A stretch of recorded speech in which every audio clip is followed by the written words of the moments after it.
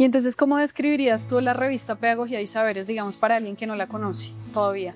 Bueno, pues digamos como toda revista es un escenario de encuentro, de discusión, de convergencia de los debates, pero pues cada revista tiene su tópico, su campo, su escenario. En este momento estamos trabajando en el número que va a salir en junio, pero ya tenemos artículos que van a salir en enero y posiblemente otros que salen en el 2027, segundo semestre, pero además los que acabaron de salir del número 64, que de este enero de este año. No es suficiente con publicar el material, sino también que se conozca, y creo que por eso estos espacios son tan interesantes y tan agradecidos, porque nos permite también mostrar a la comunidad académica los trabajos que están allí inmersos, porque Pedagogía y Saberes tiene una preocupación, la pedagogía y el diálogo con otras disciplinas, con otros saberes.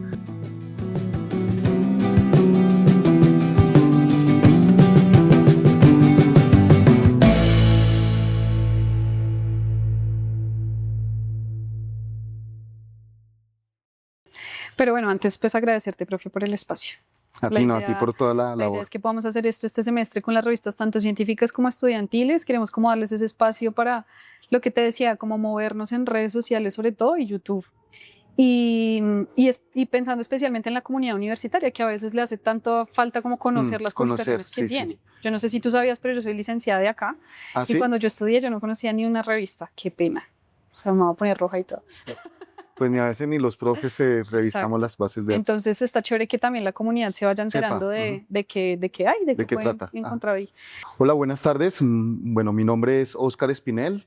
Soy profesor de la Facultad de Educación, particularmente del programa de Pedagogía y de los programas de posgrado aquí en Educación. Pues hace un año, desde el 2025, vengo acompañando la revista en esta responsabilidad como editor, pero ya antes también venía participando como miembro del comité editorial. Chévere, profe. Y entonces, ¿cómo describirías tú la revista Pedagogía y Saberes, digamos, para alguien que no la conoce todavía? Bueno, pues digamos como toda revista es un escenario de encuentro, de discusión, de convergencia de los debates, pero pues cada revista tiene su tópico, su campo, su escenario de discusión. El de la revista Pedagogía y Saberes, como su nombre lo indica, es justamente la pedagogía y su relación con otros saberes. Es decir, lo que le preocupa a la revista Pedagogía y Saberes es contribuir al debate, a la construcción conceptual y teórica alrededor de la pedagogía, y para ello entonces es muy valioso ese diálogo que puede hacer con otras disciplinas, con la sociología, con la filosofía, con la economía, en fin, digamos, ese es como el espectro que convoca la revista y a la cual convoca la revista. Ok, profe. Y digamos, desde tu experiencia, pues yo considero que hay muchas personas que todavía no reconocen bien cómo es esa labor del editor, ¿no? ¿Qué tiene que hacer un editor? ¿Tú cómo lo describirías desde tu experiencia en esta revista? Bueno, digamos que la tarea de un editor tiene que ver mucho con acompañar todo el proceso editorial de cada artículo, desde que ingresa, desde que se postula, que tenga los requisitos, digamos, formales o que cumpla con algunos requisitos de orden, sí, de orden formal, luego que apunten, digamos, al campo temático de la revista, y posteriormente, pues, continuar todo el proceso de acompañamiento con asignación a pares evaluadores, luego corrección de estilo, diagramación, digamos, es acompañar todo el proceso para que al final lo que se entrega a la academia pues sea como el mejor producto, la mejor calidad, lo mejor presentado. La evaluación de los pares, el trabajo mejor que hacen los pares evaluadores es muy importante, porque en estos comentarios o en estas observaciones, en esta lectura que hacen los especialistas, pues también ayudan mucho a pulir, a fortalecer esos trabajos que se presentan al final a la comunidad académica. Entonces, digamos que todo ese es el proceso que realiza un editor. Y ahorita que hablas de los evaluadores, pasa lo mismo también, ¿no? Tanto los editores como los evaluadores, como que a veces pareciera ser como que están muy escondidos en ese trabajo, pero es fundamental. O sea, sin ellos, ni sin el editor ni los evaluadores podrían existir. Claro, los evaluadores tienen una tarea muy, muy, muy importante. Es una evaluación que además se hace doble ciego, es decir, ni el evaluador sabe a quién está evaluando, ni quien fue evaluado sabe quién quién está revisando su trabajo. Esto para, digamos, mantener ciertas condiciones de objetividad y también de calidad en ese mismo proceso.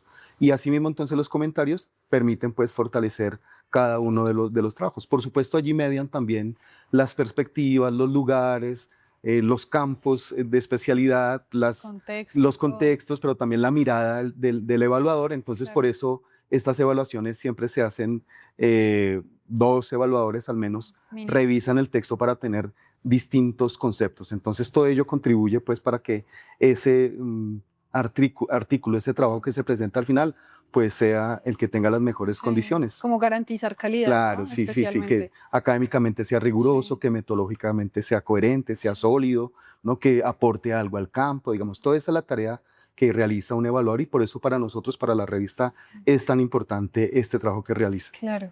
Y hablando de evaluadores, porque sé que de pronto puede estar por ahí la respuesta, ¿a qué retos crees que te has enfrentado, pues así como grandísimos en esta labor editorial? Un asunto que últimamente ha venido teniendo gran impacto es la cantidad de trabajos y de propuestas que llegan a la revista, ¿no? También por todas las, digamos, todos los impulsos de la sociedad del conocimiento, de la información, incluso la industria del paper que está detrás de ello, con lo cual como editores tenemos que estar muy, muy atentos, ¿no? Justamente en este trabajo de intentar que los trabajos que son publicados sean los que tienen las condiciones idóneas para ello. Entonces, digamos, el cúmulo, el volumen de trabajo es altísimo. Y luego, entonces, después de todo el proceso, todos los artículos que van quedando en cola, en todo el proceso, pues, digamos, todo eso hace bastante complicado el ejercicio que se hace o que hacemos los miembros del comité editorial, el equipo editorial, ¿no? Que además son solo 2 números los que se publican al año. Además, entonces, es poquito para todo el material. Entonces hay que hacer todo un proceso de selección, incluso de categorización, de ubicar temáticamente cuáles artículos irían mejor en cada número. Y entonces allí tenemos que recurrir a la paciencia de los autores para que nos den un poco de espera, porque bueno, es bastante amplio el número de artículos que se vienen recibiendo en la revista. Y que de alguna manera estás más, pues por así decirlo, solo en esa labor, ¿no? O sea, tienes ayuda, pero estás casi que enfrentándote tú solito a todo. Sí, afortunadamente hay un equipo, ¿no? Un equipo de monitores, de asistentes que nos vienen acompañando en la revista. Luego hay otras personas que nos ayudan también, por ejemplo, con el diseño de las piezas para la divulgación a través de redes. Está también todo el equipo de apoyo aquí desde la editorial. Están los miembros del comité editorial, los profesores que hacen parte de este comité que también ayudan en la toma de algunas decisiones. Digamos, es un equipo robusto, pero siempre se queda corto para el volumen de trabajo que hay allí detrás de todo este trabajo de la revista para sacar 2 números al año. Total. O sea, ese es un reto al que tú dices como es de los más grandes. Sí, la cantidad de trabajo y la densidad, porque además cada etapa tiene su particularidad. En cada etapa hay que ver cosas particulares o específicas mejor. Y entonces hay que estar muy atento en cada uno de ellos para que cada etapa vaya resultando de la mejor manera posible. Y además porque si lo piensas es como que en tu cabeza tiene que haber como un mapa conceptual del antes, del ahora y en lo que viene en la revista, entonces no puedo dejar lo que ya se publicó ahí, porque también hay que hacerle trabajo de divulgación, lo que está en marcha, lo que viene para la revista, o sea, es como un mundo como tener gigante. todo el proceso en la cabeza, eso que algunos académicos llaman como claro, lo aplican en otro contexto, por supuesto, pero la inteligencia, como tener todo el panorama y todas las posibilidades para tomar las mejores decisiones en cada uno de los casos. Además, son procesos que son simultáneos. En este momento estamos trabajando en el número que va a salir en junio, pero ya tenemos artículos que van a salir en enero y posiblemente otros que salen en el 2027, segundo semestre, pero además los que acabaron de salir del número 64 de este enero de este año. Entonces hay que estar pendiente de ese número que está ya publicado, pero también los anteriores también para todo el proceso de divulgación, porque eso también es muy importante. No es suficiente con publicar el material, sino también que se conozca. Y creo que por eso estos espacios son tan interesantes y tan agradecidos, porque nos permite también mostrar a la comunidad académica los trabajos que están allí inmersos y lo importante que es que se conozca, que revisen el catálogo de los artículos que están aquí, tanto los del número presente como los que se han publicado en números anteriores, y porque realmente allí hay un acumulado, un número de artículos de distintos temas con autores de muy alto nivel y con unas discusiones muy, muy importantes que en realidad vale la pena mucho revisarlo, tanto Claro. para quienes están formando como para quienes estamos en ejercicio o hacemos investigación. Total. Es decir, la revista tiene ese propósito, Claro. nutrir a la academia de investigaciones, de elementos teóricos, conceptuales para contribuir a la construcción del campo. No, y de hecho que ninguno de nuestros esfuerzos tendría como valor si esos artículos no se leen al final. Exacto. Porque es mucho trabajo. Si no es solamente ponerlos, publicarlos y exhibirlos, no, lo importante es que circulen, que se conozcan, que se leen, con otras revistas, con otros autores, con otros países. Sí, que se apropien, se pongan en relación con otras investigaciones, que se cite, que es importante para nuestras revistas por el sistema de indexación que haya una citación. Pero más allá de eso, que se lea y se conozca el trabajo que los autores realizan, porque además lo que sale publicado allí es resultado de años de trabajo, o sea, allí se condensa, se maduran unas ideas que se han venido elaborando y lecturas que se han venido desarrollando con un tiempo. Entonces, ese artículo que tiene 15, 20 páginas, pues sintetiza todo un trabajo y todo un esfuerzo que por eso vale la pena revisarlo y dedicarle tiempo. Totalmente. Y aprender de eso, ¿no? Porque también, bueno, aprender de las investigaciones que otros han hecho, pues imagínate. Y también chévere como la misma revista o los mismos autores de la revista dialogan con esos autores que han publicado anteriormente en la misma revista. Y me permites decir algo porque por eso es tan importante para la revista tener una identidad, entre comillas, digamos como un núcleo temático, un campo temático, en el cual convergen distintas entradas, distintas perspectivas, distintas miradas, ¿sí? Distintas maneras de abordar el problema, pero girando en torno a un problema común. Y digamos esto entonces da tranquilidad a quienes se acercan a la revista, pues que saben someramente como qué temas van a encontrar allí.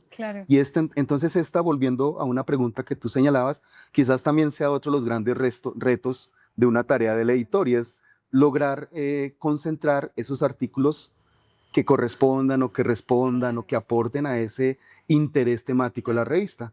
Porque Pedagogía y Saberes tiene una preocupación, la pedagogía y el diálogo con otras disciplinas, con otros saberes. Total, no es publicar, o sea, no es como ver el resumen, las palabras clave, más o menos como que queda con la revista, entonces se publica y ya. Claro. Es pulir toda la discusión de todo el número en torno a un tema específico. Porque además el objetivo de una revista como Pedagogía y Saberes es contribuir a un campo en particular, como la pedagogía. Entonces le interesa publicar, porque además no se puede publicar todo, no se puede publicar todo lo que llega. Porque además pareciera un campo muy grande, igual, la pedagogía. Entonces hay que hacer todo un proceso de selección para esos que aportan o que aportan en mayor medida a ese número. Porque además nuestro número de artículos que podemos publicar por semestre también es restringido. Entonces, digamos, es todo un proceso allí de selección, de estudio, para que salgan los artículos que más puedan contribuir a ese campo. Y que todo el número tenga coherencia. Y que tenga una coherencia, exacto. Tremendo. Profe, y de pronto cuando tú estás leyendo o revisando en un primer filtro, estos artículos que llegan, ¿cuál crees que podría ser un error como muy común que sucede de pronto para las personas que están interesadas en también enviar su artículo? Yo creo que, siguiendo en esta línea argumentativa que veníamos, yo creo que uno de los errores que cometemos como autores es no leer las pautas de la revista. Ni su naturaleza, ni el campo de discusión que le interesa, incluso las cuestiones formales, ¿no? Entonces, muchos de los artículos terminan no pasando la primera etapa justamente porque no responden o a las cuestiones de orden formal que parecen nimias, parecen irrelevantes, pero para una revista que tiene unas condiciones como Pedagogía y Saberes, que responde a unos indicadores o mejor a unos requisitos, a unos criterios que piden Pool Index para la indexación, es muy importante mantener la uniformidad de sus artículos, la calidad formal de los mismos y luego entonces también que responda al campo temático que le ocupa a la revista. Entonces uno a veces como autor no tiene muy en cuenta eso. De pronto en el afán será. En el afán, y entonces hay algunas revistas que se preocupan más por las publicaciones de artículos que tienen el formato más de paper científico y entonces pues a esas revistas solo les interesa publicar ese tipo de trabajos. Hay otras revistas que tienen un formato un poco más amplio, también que responden al campo temático como el nuestro, y entonces allí se publican otra serie de trabajos, pero, insisto, no se puede publicar todo lo que llega, pues Claro. porque hay unos criterios, unas Ujú. pautas que Y hacen además que que todos esos criterios están en la página, ¿no? En la revista además están está así muy súper, especificado. qué se necesita, Ujú. qué tienen que Sí, cumplir sí. para que sea aceptado, por lo menos en un primer filtro. Claro, sí, para que los autores y la comunidad en general conozca Mm, no solamente el campo de la revista, sino cuáles son las condiciones de los trabajos que ok. recibe, que acopia. O sea que ahí el llamado sería como a leerlos. Sí, yo creo que Mm, ayuda mucho, ¿no? sí, Porque uno también tiene, como autor, como escritor, pues tiene unas ideas, tiene un material, incluso tiene sus escritos, y quizás las pautas que da la revista le ayudan a uno a organizar y a darle una estructura a eso que tiene en borrador. Entonces, ayuda también incluso sí. para el ejercicio de la escritura. Y en ese orden de ideas, cuáles son como los textos que, o más bien, qué se te ocurre cuando piensas que un artículo no solo cumple con esos aspectos como formales, sino que tú dices, este artículo tiene que ser leído, este artículo está aportando algo nuevo al campo pedagógico? Claro, en el caso de nuestra revista, pues lo que te decía respecto al aporte al campo conceptual y teórico de la pedagogía, ¿no? Las discusiones que viene dando, la manera como apropia ciertas tradiciones o ciertos conceptos y los pone en juego en otros escenarios, la manera como, digamos, como un concepto nunca está terminado, Mm, ¿no? Y entonces la manera como ese artículo continúa esa ruta de construcción de ese claro. concepto, de ese problema, o mismo un mismo problema y lo aborda desde otro enfoque. Mm, Digamos, todas esas son maneras de contribuir a un claro. campo conceptual, a un campo teórico como el de la pedagogía. Sí, tremendo. Ujú. Y de pronto en esa lectura de textos, ¿tú crees que hay alguno, de pronto no lo tienes presente, pero que tú digas, me cambió la forma de pensar sobre tal tema, sobre tal concepto, a partir de la lectura sencillamente? Yo creo que una de las ganancias que tenemos como editores es que leemos todo. Ok, Y entonces al leer todo, pues lee uno cosas que seguramente o en el apuro del día a día, pues difícilmente leería. Entonces digamos, es una ganancia mm, porque uno puede hacerse el se te mapa abre, claro. de las distintas discusiones y desde las distintas aristas. Porque bueno, cada quien lee desde un lugar, desde su campo de formación, desde sus preocupaciones. Digamos, hay un punto desde el cual ve el mundo. Y aquí el editor tiene que salirse de ese punto para observar el mapa. Y entonces creo que Total, hay una ganancia muy grande. Y claro. entonces más que un artículo, creo que permanentemente como editores estamos encontrando distintas entradas, distintas maneras de preguntar, distintas maneras de hacer, otros lugares en los cuales posicionar la discusión pedagógica, incluso aquellos artículos que no caben dentro, no responden al eje temático de la Sí, revista, pues también lo que hacen es mostrar otras maneras como se piensa la educación, la pedagogía, la didáctica o problemas asociados a ella. Entonces, digamos, tremendo. es un mapa grande. Tremendo, y sí lo veo como una ventaja, no es solo lo que te Sí, interesa, de pronto uno ve algún título y dice, no, eso yo no me interesa mucho, pero a ti te toca leerlo claro, igual. sí, Y entonces eso te abre la mirada de todo lo que se está hablando actualmente. claro. Y es una manera, digamos, esto hace que el trabajo del editor no sea un trabajo solamente técnico, Ujú. voy a decir burocrático, sino que es un trabajo académico, ¿no? Un ejercicio de estudio permanente, que además es lo que nos caracteriza a nosotros como profesores y como profesoras, el amor Sí, por el estudio. Entonces todo el tiempo estamos leyendo y todo el tiempo estamos estudiándonos, documentándonos, revisando, haciéndonos los mapas, claro. trazando discusiones. Bueno, el tiempo nunca es suficiente, Sí, pero digamos que es algo que como editor se hace muy sí. interesante ese Y trabajo académico. ahí vamos afianzando más la idea de que el trabajo del editor es gigante, o sea, es Sí, muy sí, sí, amplio. es bastante denso, denso, Sí, denso. claro, Requiere mucha responsabilidad, en mucho. realidad. Pero cuando se hace con, ¿cómo decirlo? Con gusto, Sí, claro. con amor por lo que se hace, por la preocupación, en este caso, por nuestro campo, que es la pedagogía, Sí. pues digamos, las cargas se alivianan. No, no, no se descargan cargas, pero sí se Sí. hacen más llevaderas, digámoslo así. Claro, no, te entiendo perfectamente. Pues, profe, cuéntanos un poquito del último número que se publicó en la revista Pedagogía y Ah, ok, Saberes. ok. Sí, mira, revistas como Pedagogía y Saberes, eh, dado el número de artículos que recibe, algunas veces, y el interés mismo de contribuir al campo de, en este caso, de la pedagogía, eh, hay ocasiones en las que los números apuntan a un eje temático, a una problemática específica. Entonces se hacen convocatorias para un problema en particular. Pero ese número o ese eje temático, esa convocatoria, no cubre la totalidad de artículos que van a salir efectivamente publicados en el número. Entonces, por eso, cuando hay convocatorias, un número grueso de artículos se dedican al eje temático, y ahorita te cuento un poco del último. Sí. Y aparte vienen otros artículos de otros temas. Nosotros nos preocupamos mucho en la revista que eso suceda. Digamos, los últimos números temáticos que han venido publicándose en la revista ha sido el de Arte, Estética y Educación. Es un número que justamente recoge esas discusiones, ¿no? La relación entre la estética, la educación, o los estudios alrededor de la estética en relación, en relación con la educación. Entonces allí hay trabajos de varios profesores argentinos que realizan unos proyectos muy interesantes. Tremendo. Respecto a la arquitectura, respecto a las expresiones, respecto a la corporalidad, al cuerpo, respecto a, digamos, distintos acercamientos al problema de la escuela y de la educación desde la mirada del arte y de la estética. Entonces ese número, un número muy nutrido y muy potente, con grandes nombres allí, que no quiero decir ninguno para no, Sí. porque no los Tendríamos tengo que todos en la nombrarlos a cabeza, todos, sí. entonces me haría vergüenza escapar a alguno. El número anterior también es otro tema muy interesante y muy pertinente también para nuestra época. Ese número salió publicado en junio del 2025, Sí. y es un número que se dedicó a las discusiones entre psicología y educación. Entonces allí igual hay textos que trabajan desde el psicoanálisis, hay artículos que trabajan desde la psicología propiamente dicha, otros tienen como tópico el aprendizaje, Sí. otro hace el rastreo, la revisión de la discusión histórica entre psicología y educación y pedagogía.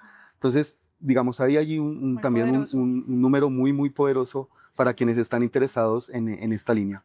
Y ahora en este momento estamos trabajando en un número sobre sociología de la educación, a propósito de, digamos, el homenaje que se hace a Basil Bernstein. Y, digamos, allí también se recogen varios trabajos que estamos en ese proceso de evaluación y corriendo un poco para lograr alcanzar la fecha que tenemos para la publicación. Y bueno, este número también va a estar muy interesante. Muchos trabajos sobre Bernstein, pero también desde otros lugares de la sociología de la educación, pensando algunos problemas allí en particular. Entonces, digamos, Tremendo, está muy interesante que visiten la revista. Es muy fácil entrar a la página de la revista y allí generalmente encuentran el número que está el más actual, el actual pues, y en la pestaña de otros números, pues allí pueden desplegar y ven los distintos números con sus ejes temáticos. Bueno, profe, y de pronto, ¿se te ocurre como algún tipo de conversación o tema que te gustaría activar en el campo de la pedagogía con la revista, con la publicación de los artículos? Sí, pues, digamos, hay una gran preocupación en el ámbito académico, y quizás no solamente en el ámbito académico, en nuestro mundo contemporáneo, que es la inteligencia artificial, ¿no? Es un tema que se viene trabajando desde muchos lugares, ¿no? Digamos, no sería novedad. Sí. Pero justamente habla de que es una preocupación conjunta, ¿no? Y conjunta, insisto, no solamente en la academia, sino en todos los ámbitos de la sociedad. Sí. Entonces yo creo que como universidad, como academia, como editorial, como revista, pues también necesitamos hacerle frente a esa discusión y discutirla y estudiarla con rigurosidad. Y en nuestro caso, desde la academia, con los elementos que nos da la academia. Entonces yo creo que ese es un número que valdría la pena revisarlo y que seguramente ya estaremos contando noticias, pues seguramente también tendremos que abordar. Pues de hecho esa era una pregunta que te iba a hacer más adelante, y es todo el tema de cómo la inteligencia artificial empezó a invadir nuestra escritura académica, ¿no? Claro. ¿Cómo se posiciona la revista frente a eso? Que yo sé que no hay una respuesta pues como general, pero sí tenemos... Sí, es un tema, como te digo, que ha venido rondando mucho. Sí, bien complejo. Por todas las dificultades que allí se presentan, también por la novedad, ¿no? Y entonces, pues ante lo nuevo uno tiende como a tomar cierta precaución, y también por eso la pregunta de comprender qué es lo que está sucediendo allí. Claro. Porque una manera de verlo es verlo como un peligro, ¿no? Como una invasión de un campo, como la posibilidad de que se pierda la escritura en los procesos humanos, ¿no? O que deleguemos la escritura y la lectura o el estudio, bueno, otras cosas, en este caso la escritura, a las máquinas, ¿no? Claro. Y allí pues hay un gran peligro. Pero esa, digamos, es, los especialistas, bueno, en la jerga, lo llamarían como cierta tecnofobia, ¿no? Como ver la tecnología y la IA Desde con lejos y cierta mirada recelo, y sí, catastrófica, apocalíptica, ¿no? Como sí. de riesgo, de peligro, y entonces hay que evitarlo y hay que resguardarnos y blindarnos frente a esa, sí, Prohibirlo, sí. exacto, prohibirlo y bueno, ¿y cómo prohibimos esto que nos está invadiendo? Bueno, Claro. que está llegando por Sí, todos lados, sí, ¿no? sí, sí, es inevitable. Sí, Exacto, hace parte de nuestra atmósfera. claro. Y creo que entonces esa es otra manera de mirarlo. Ujú. No tanto, y no tanto con recelo, pero tampoco caer inocentemente en sus manos, ¿no? Mm, Sino preguntarnos qué es y claro, cómo reconfigura estas relaciones, en nuestro caso, relaciones con el conocimiento, con la escritura. claro. Y bueno, y entonces, ¿qué uso hacemos de esas inteligencias artificiales Sí, o de esas herramientas? Hasta dónde dejamos que haga ciertas tareas o qué tipo de tareas, ¿no? claro. Eh, si vamos a permitir que nos desplace como autores, ¿no? Como lectores, como Como autores, como lectores, evaluadores. sí, porque además no solamente la máquina nos ayuda a escribir ciertas cosas, sino que también nos ahorra la lectura. Y entonces Claro. tú abres una Adobe y una vez te está preguntando si quieres que te ¿Quieres haga el saber? resumen, Sí. ¿no? Y hacer un resumen es todo lo contrario a la lectura, porque la lectura es atención, es lentitud, es ir línea a línea, es permitirse que el texto provoque entre las líneas. Y Claro. eso no pasa cuando lees un informe, cuando lees un resumen, pues porque la máquina te va a mandar en un párrafo es la información lo más condensada posible Mm, y entonces allí se pierde la experiencia de la lectura. total. Entonces, digamos, ese tipo de discusiones creo que son las que Son nos necesarios. convocan, Sí. ¿no? Que creo que no es la prohibición absoluta, pero Mm, tampoco es entregarnos ingenuamente a ella. claro. Bueno, Me gusta lo que esa es la dices cuestión. porque es que es preguntarnos qué está pasando. Eso, es hacerlo. Hace poco veía, leí un texto que decía que había muchas personas que querían haber leído, más no leer, ¿sí? Como que el proceso de la lectura en sí no les interesaba tanto, sino como tener Claro, en su historial lo que han leído. Y eso pues también entra ahí en esa problemática, además de muchas estructuras en todo el tema de la indexación y la citación y demás, que nos hacen preguntarnos por qué estamos haciendo una revista, ¿no? Si un autor lo que quiere es que su artículo quede publicado cuanto antes para que me citen, pues probablemente no va a estar tan conflictuado con el tema de la inteligencia artificial. O sea, hasta qué punto también yo la necesito o simplemente necesito otras cosas y la uso para publicar. claro. Y mira que ahí detrás hay una pregunta por la relación con el conocimiento. Claro, total, Y conocimiento es distinto a información, que también sería total. otra línea de la discusión. Entonces, ¿qué hago yo como autor cuando publico un artículo? Mm, ¿No? ¿O por qué escribo un artículo? sí, ¿Cuál es mi relación con el conocimiento? ¿Qué tipo de relación quiero generar con ese artículo o con esa investigación que estoy publicando? total. ¿No? ¿Cómo contribuye eso a mi campo? Mm, ¿Sí? Porque además no es solamente por los puntos o por la hoja de vida, no porque me citen, sino que, digamos, allí hay un trabajo académico que debería ser el que tiene la total. prioridad. O sea, porque finalmente el artículo intenta es aportar a un La campo de discusión, estudio, claro. ¿no? Y esa es su función. No es llenar hojas de vida, que es en lo que nos ha metido la sociedad de la información y del Sí, conocimiento, ¿no? total.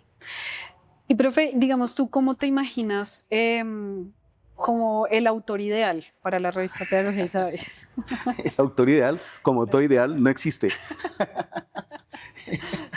No, quizás uno podría retomar algunos rasgos, ¿no? Como, por ejemplo, un interés auténtico por el campo de estudio. Yo creo Claro, que esa sería una de las cuestiones fundamentales, sí, una honestidad frente al trabajo y una preocupación honesta por atender a ese campo. Y entonces, si yo tengo una preocupación honesta, pues viene lo segundo, voy a hacerlo rigurosamente, ¿no? Porque mi inquietud también me mueve entonces a abordar esa tarea de manera lo mayor claro. rigurosamente posible, ¿sí? Pero Mm, creo que lo dije mal, lo mejor posible, sí, ¿sí? De manera rigurosa, ¿sí?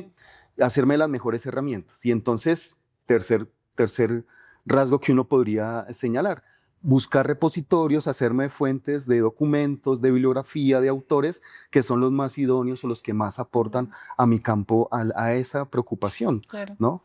Y creo que una cuarta, pues la preocupación por la escritura, ¿no? Mm, Eh, y la manera como esa escritura me constituye a mí y voy a decir como ser humano, pero pongámosle antes como académico, ¿no? Como académico y como ser humano, porque en la escritura también me estoy escribiendo. Claro. O sea, en la escritura también me estoy poniendo yo en juego. Sí. En la escritura estoy poniendo lo que a mí me preocupa y mi manera de ver el mundo y la manera como me parece que los otros, o la invitación a que otros vean el mundo desde esta mirada, ¿no? Quizás no para que la copien, la imiten o se vuelva canónica, no, quizás esa no sea la preocupación, de hecho sería bastante pretencioso, sí. Sino más bien como desde este punto, mire cómo veo el mundo, el problema desde este punto de vista, conversemos, usted cómo lo ve, ¿no? Entonces eso es lo que se juega en la escritura, ¿no? Y entonces la preocupación auténtica por la escritura, que no es llenar páginas, ¿no? Ni es llenar hojas de vida, sino desde la escritura cómo me constituyo y cómo constituyo un campo. Y si estamos hablando de pedagogía, entonces cómo me constituyo yo como maestro, como intelectual de la educación, como preocupado por la pedagogía, porque no es solamente aportar un campo teórico, sino que si mi vida está en juego con ese campo teórico, con ese campo de acción, pues entonces también desde esas discusiones yo me constituyo, se convierten en referentes de mis prácticas, de mis decisiones, de las concepciones que acompañan lo que hago, sí. En fin, o sea, no es solamente un asunto técnico, burocrático de entregar un paper, sino hay todas unas formas de constitución de unos saberes, de unas instituciones y de unos sujetos, solamente por poner tres líneas. Me gusta mucho tu respuesta y siento que aplica a todo, a todas las personas que hacen parte como del proceso editorial, tanto el autor como el lector, como el editor, ese genuino interés en participar en esa discusión y construir conocimiento. Eso, sí. Tremendo. Pues, profe, ya vamos terminando. Te voy a decir 5 palabras. Las más difíciles. Las más difíciles de todas. Y la idea es que tú me digas lo primero que se te ocurra. ¿Listo? Lo primero que se te ocurra. Inteligente. No, eso es lo que lo hace difícil. La primera es revista. Bueno, yo creo que como lo vengo señalando, quizás a manera de síntesis, la revista es un campo de encuentro, de diálogo, de discusión, de construcción, ¿no? Alrededor de un tópico. Investigación. Investigación es constitución, pero no solo constitución de un campo de saber, como lo venía diciendo, sino que en la investigación y en el campo académico, en el ejercicio mismo también, como profesores, como profesoras, yo creo que en la investigación también está en juego nuestra constitución como sujetos, como maestras, como investigadores, como especialistas, como aquellos que nos ponemos en relación con un campo de problemas. Hay una constitución de un saber, de unos sujetos y también de unas instituciones. Listo. Academia. La academia es rigurosidad. Y este mundo cada vez necesita más academia. Cada vez necesita que nos tomemos en serio lo que hacemos y que nutramos eso que hacemos con la reflexión. Pero no cualquier reflexión, sino una reflexión fundamentada. Y yo creo que esa es la tarea de la academia, ¿no? Y lo digo muy a propósito en un mundo que pelea con la academia, que pelea con la teoría, que nos acostumbraron a decir que hay que dejar atrás la tradición, pero uno no puede educar si no hay tradición. Si no hay tradición, ¿qué enseño? Si no conozco la historia de mi ciencia, de filosofía, que es mi campo, de la matemática, si no conozco los conceptos que están ahí en juego, pues ¿qué voy a enseñar? ¿Sí? ¿De qué se trata esto? Entonces yo creo que la academia tiene que ver mucho con rigurosidad, con darnos elementos para hablar y permitirnos decir de este mundo. Indexación. Cada vez se pone más difícil. Indexación yo creo que es una estrategia de organización, ¿no? Como de organizar los procesos, darle homogeneidad a cada uno de las etapas para dar tranquilidad a cada uno de los actores, ¿no? Para dar cierta objetividad en el desarrollo, cierta confianza en los procesos que se desarrollan. Entonces yo creo que tiene que ver mucho con eso, la indexación. Listo. Y la última es pedagogía. Pedagogía, ¿cómo lo digo para no sonar así tan romántico? Pero yo creo que... Puede sonar lo romántico que quieras. Cambiamos la palabra que pensaba por estudio. Sí, yo creo que es jugarse la existencia, ¿no? Tiene que ver por eso con la formación, con una vida estudiosa, con una vida dedicada a eso, a la lectura, a la escritura, al estudio, y por eso también es una invitación a otros, ¿no? Okay. A compartir con otros esa pasión por el estudio, ese amor, esa entrega por eso particular que es el estudio. Yo creo que la pedagogía es lo que nos constituye como maestros por eso, porque es una devoción al estudio. Perfecto, profe. No estuvo tan difícil, ¿cierto? Pues, profe, muchísimas gracias por este espacio. Es muy chévere escucharte, es tremendo. Como que queda uno con muchas preguntas, sobre todo como de hacerse uno mismo también frente a lo que uno está haciendo. Entonces me gusta mucho la charla y ojalá la podamos seguir después, que seguramente claro sí. Que sí.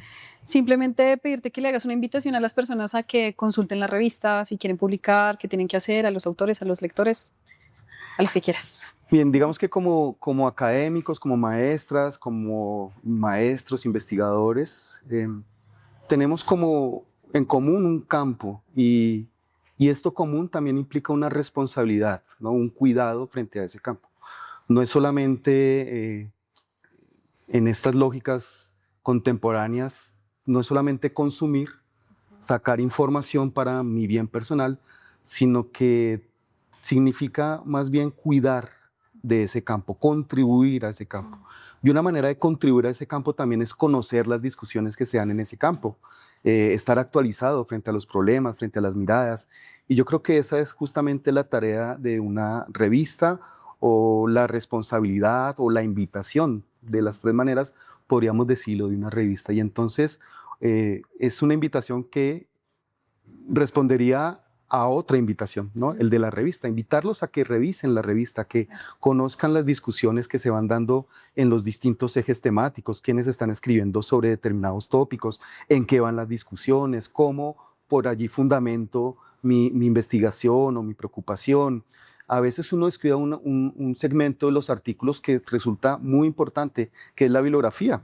O sea, cuando un investigador resume, sintetiza su investigación de meses, de años, y lo sintetiza en 20 páginas, también nos sintetiza la bibliografía que revisó y nos la pone al final. Imagínate el gran aporte que nos está haciendo. Entonces, esa, digamos, termina también contribuyendo a mis preocupaciones, a mis interrogantes, al campo, y de esa manera entonces también termino yo contribuyendo a ese campo, leyéndolo, poniendo en circulación esas discusiones, trabajando esas otras perspectivas, sometiéndolas al escrutinio, hasta dónde resisten, hasta dónde no resisten las posturas. Eso hace parte del trabajo académico y vuelvo al punto, eso hace parte de cuidar un campo en particular, que es nuestro caso, el de la pedagogía. Muchas gracias, profe. A ti, Mariana, a ti. Y aprovecho para agradecer todo el trabajo que realizan desde la editorial de la Universidad Pedagógica Nacional, desde el fondo editorial. Es un trabajo denodado que no muchas veces se ve ni se reconoce, pero sin el cual revistas como la nuestra no podrían salir avante como lo viene haciendo nuestra revista desde hace un poco más de 30 años. Gracias. Gracias, profe.